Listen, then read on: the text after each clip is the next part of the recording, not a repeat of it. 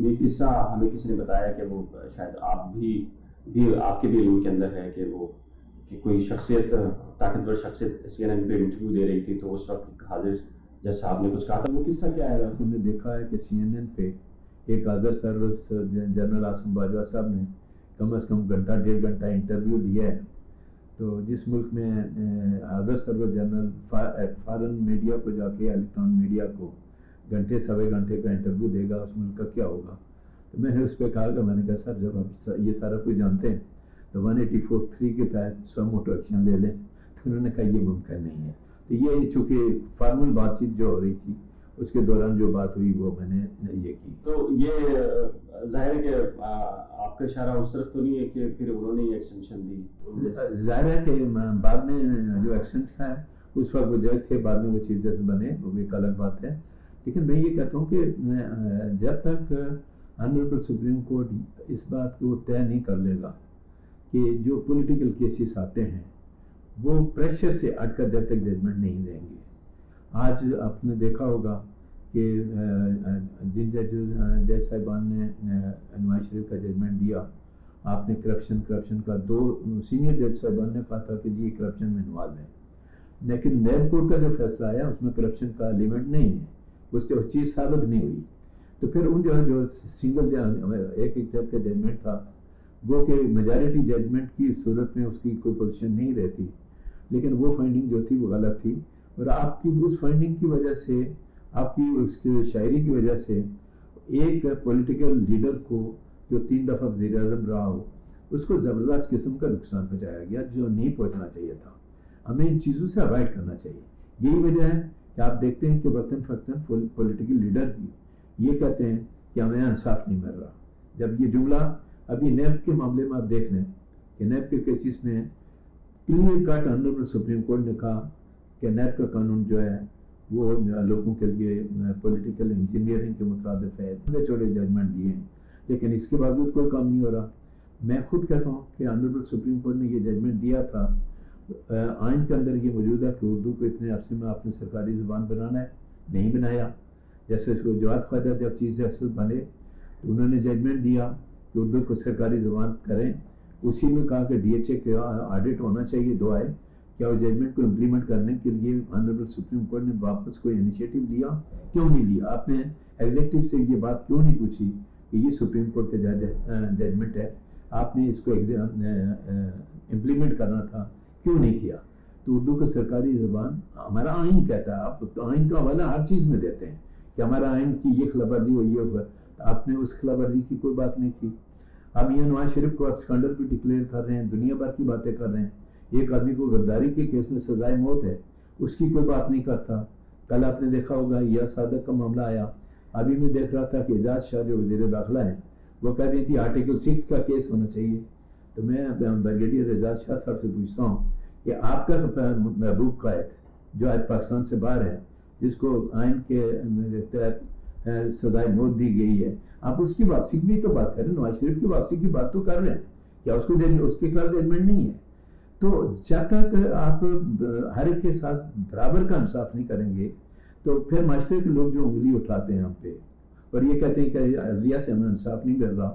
تو وہ کسی حد تک پھر عقب جانب ہو جاتے ہیں. سمپل کوشچن جو ہے وہ صرف یہ ہے کہ کیا انصاف کے تقاضے پورے ہوتے ہیں؟ میں کہتا ہوں انصاف کے تقاضے پورے ہوتے ہیں سوائے ان کیسز کے جو پولیٹیکل کیسز ہیں یا جہاں کہیں سے پریشر آتا ہے. آپ کے اس پروگرام کے حوالے سے میں بالکل کلیئر بات کرنا چاہتا ہوں کہ پریشر کا جہاں تک تعلق ہے، دنیا جانتی ہے کہ یہ جو طاقتور لوگ ہیں وقتاً فوقتاً جب بھی مارشل لا آیا، کبھی مجھے بتا دیں کہ آنریبل سپریم کورٹ نے اس مارشل لا کو غیر قانونی ڈکلیئر کیا ہو. اگر ایک بھی مارشل لا کو غیر قانونی ڈکلیئر کیا جاتا تو عدلیہ کا نام پاکستان کی تاریخ میں سنہری حروف سے لکھا جاتا. تو آپ مارشل لا کو تو غیر قانونی ڈکلیئر نہیں کرتے، لیکن الیکٹڈ وزیر اعظم کو کنٹیمپٹ آف کورٹ میں آپ نے فارغ کر دیا، دوسرے الیکٹڈ وزیر اعظم کو طاقتور لوگوں کے کہنے پہ آپ نے فارغ کر دیا. تو طاقتور لوگوں کو کے متعلق میرا کہنا یہ ہے کہ جب تک جوڈیشری ہمت نہیں دکھائے گی، کوئی ایسا ججمنٹ نہیں دے گی، یہ جانتے ہوئے بھی کہ وہ طاقتور لوگ جو ہیں آئین کے تحت ان کا کوئی سیاسی رول نہیں ہے. آپ ان کا اوتھ اٹھا کے دیکھ لیں، ان کو یہ سیاست پہ بات چیت کرنا منع ہے. اگر آپ یہ بتا دیں کہ جب یہ آپ نے لوگوں کے خلاف غداری کر کے FIR درج کی، اس میں سیاستدانوں کی ایک لائن لگی ہوئی تھی، آزاد کشمیر کی وزیر اعظم کا یہاں سے کیا تعلق تھا جس کو آپ نے غداری کے FIR میں شامل کیا، اور بعد میں سب کے خلاف فار وانٹ آف ایویڈنس آپ نے کہا غداری کا کیس نہیں بنتا، لیکن نواز شریف کے متعلق کہا کہ اس کے خلاف غداری کا کیس بنتا ہے، اس کو اپنی جگہ پینڈنگ رکھا ہے۔ تو آپ کیا میسج، یہ کیس سو موٹو کا تھا میرے نزدیک، اگر آنریبل سپریم کورٹ کا لینا تھا اس پہ سو موٹو لیتا کہ غداری کا کیس بنا، باقی سب کے خلاف وانٹ آف ایویڈنس آپ نے فارغ کر دیا، نواز شریف کے خلاف FIR پینڈنگ ہے، کیوں ہے؟ تو یہ وہ چیزیں جس پہ آپ کو ایکشن لینا چاہیے۔ عاصم سلیم باجوہ صاحب کی بات چل رہی تھی تو ایک اور واقعہ آپ سے منسوب ہے، بڑا دلچسپ ہے، وہ جہاز میں آپ کی ایک ملاقات ہوئی تھی عاصم سلیم باجوہ صاحب سے، وہ کیا تذکرہ تھا اس کو تھوڑا سا اگر آپ بتائیں تو؟ نہیں، میں نے ان سے یہ بات کہی، میں نے کہا میں نے آپ کی الیکٹرانک میڈیا پہ آپ کی پوری اسپیچ سنی، ماشاءاللہ آپ نے بڑا خوبصورت سا CNN کو انٹرویو دیا، تو آپ غلط جگہ پہ بیٹھے ہیں، آپ بہتر ہے وہاں سے ریزائن دیں اور یہاں آئیں، پاکستانی سیاستدانوں کا سے آپ کا مقابلہ نہیں ہے۔ تو انہوں نے اس چیز کو کہا کہ آپ اپروو کرتے ہیں میری اسے، تو میں نے کہا آپ کا خوبصورت انٹرویو تھا، تو یہ جہاز کے اندر ہماری کوئی 4-5 منٹ کی گفتگو تھی، چونکہ ان سے میری پہلے سے انڈرسٹینڈنگ تھی، ملاقات تھی، تو اس پہ میں نے ان کو کہا، تو انہوں نے کہا جی ہاں، تو میرے کہنے کا مطلب یہی تھا کہ ایز اے حاضر سروس جنرل آپ نے انٹرویو کیوں دیا، لیکن انہوں نے اس کو ڈفرینٹ وے میں لیا کہ یہ جو وزیر داخلہ ہیں اس وقت مرکز کے، جو آج بڑی بڑی باتیں کرتے ہیں، اسلام آباد میں یہ جنرل پرویز مشرف کے سلسلے میں ہمیں وکیل کرنے چاہتے تھے، مجھے آسمان جہانگیر اور قلب حسن کو بلایا گیا، ہماری گفتگو ہوئی، میں صرف آپ کو ایک چیز بتا دینا چاہتے ہیں کہ باتیں بڑی بڑی کرتے ہیں، تو ہم نے پوچھا تو انہوں نے کہا کہ جی جنرل پرویز مشرف کے پاس وکیلوں کی تو لائن لگی ہوئی ہے، لیکن ہمیں پولیٹیکل ٹائپ کے جو بار کے لیڈر ہیں ان کو انگیج کرنا آپ ہیں، تو الٹیمیٹ رزلٹ یہ نکلا کہ آسمان جہانگیر مرحوما نے کہا کہ جی میں تو آپ کا وکیل بننے کے لیے تیار نہیں ہوں، میرے یہ 2 ساتھی ان سے پوچھ لیں۔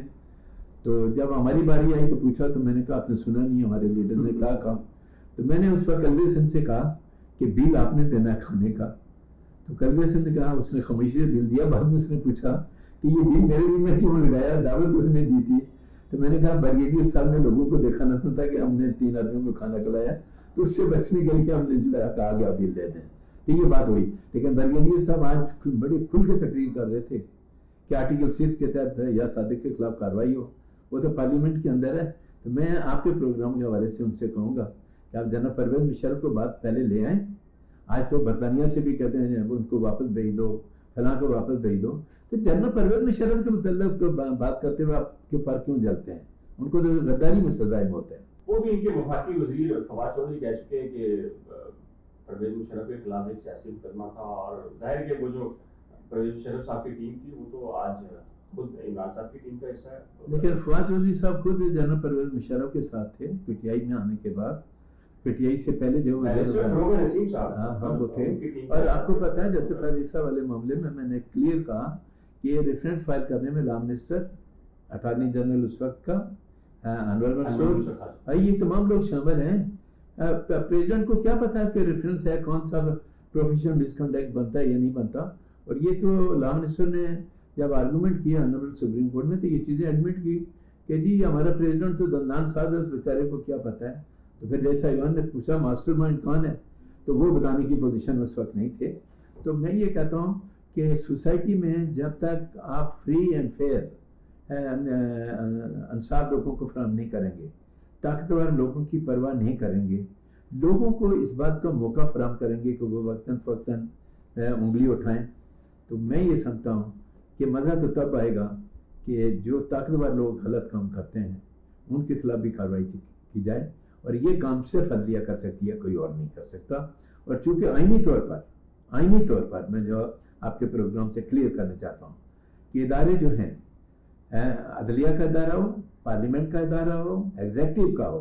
لیکن فوج جو ہے وہ ایگزیکٹو کے تابع ہے، جو قانونی حیثیت عدلیہ کی ہے، جو قانونی حیثیت پارلیمنٹ کی ہے، ایگزیکٹو کی ہے، وہ حفاظ پاکستان کی نہیں ہے، حفاظ پاکستان کی فوج ہے، اور وہ تابع ہے ایگزیکٹو کے، ان کا جو کنٹرولنگ اتھارٹی ہے یا تو صدر پاکستان، آپ کو پتہ ہے ان کی کیا پوزیشن ہے، یا ڈیفنس منسٹر اور ڈیفنس سیکرٹری ہے،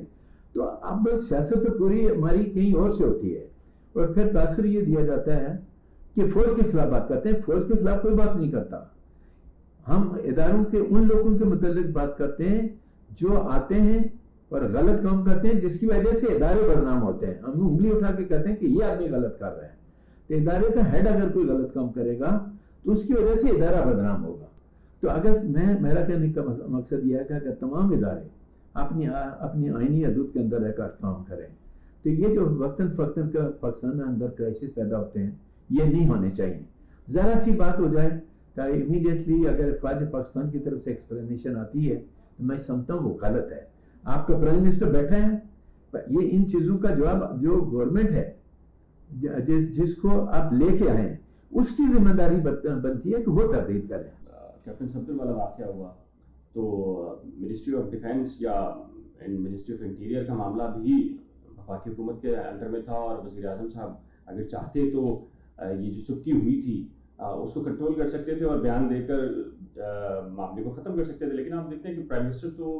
بہت ایک گیپ رکھ کے چل رہے ہیں. آپ نے بہت زبردست سوال کیا کہ جب آئی جی سندھ کو اٹھا کے لے گئے اور آئی جی سندھ سے جا کر زبردستی ایف آئی آر کٹوائی گئی اور آئی جی سندھ خود کہتا ہے کہ مجھے کڈنیپ کر کے لے گئے, زبردستی لے کے گئے, تو کیا یہ 184(3) کا کیس نہیں بنتا؟ میرے نزدیک یہاں بجائے اس کے کہ chief of army staff initiative لیتے,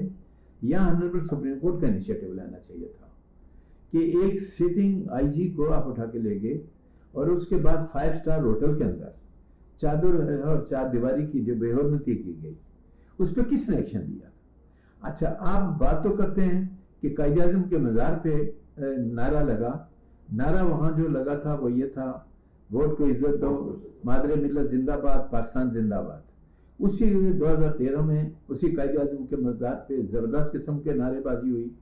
میں آپ کے پروگرام کے حوالے سے یہ کہتا ہوں اور یہ بات پہلے بھی آئی ہے کہ کیا مسجد نبوی کے اندر پی ٹی آئی کے لوگوں نے سٹنگ پرائم منسٹر کے خلاف چور چور کے نعرے نہیں لگائے؟ کیا خانہ کعبہ کے اندر نعرے نہیں لگائے؟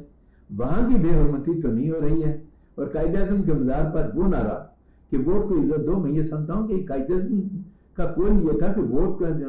سے لوگ جو الیکٹ ہو کے آتے ہیں انہیں کا لیگل رائٹ بنتا ہے. کون سی غلط تھا؟ اس کو تو آپ نے پارٹ بنا دیا